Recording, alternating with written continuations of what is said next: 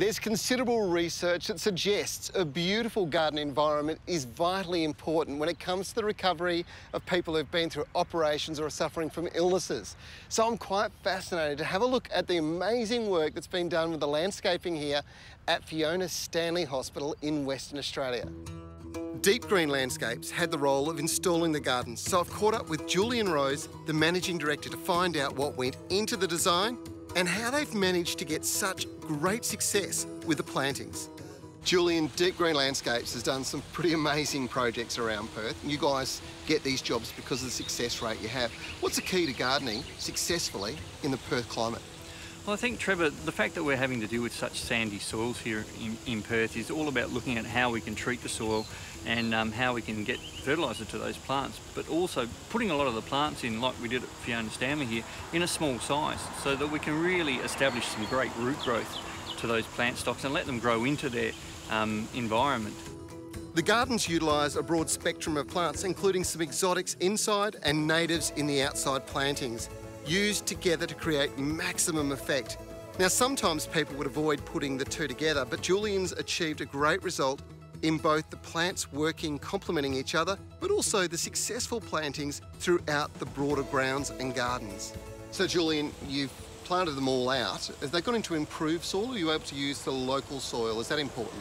So what we did, Trevor, we used some expertise of the people around us and the knowledge of them to get the soil right here. Yep. We worked with Hassel Landscape Architects and also George Lulfitz, who was growing all of the plants for us. Yep. And we blended a very simple topsoil, so that it wasn't a strong, heavy soil. It was a free-draining, sandy topsoil. We put that in at about 100 millimetres thick to help with water retention.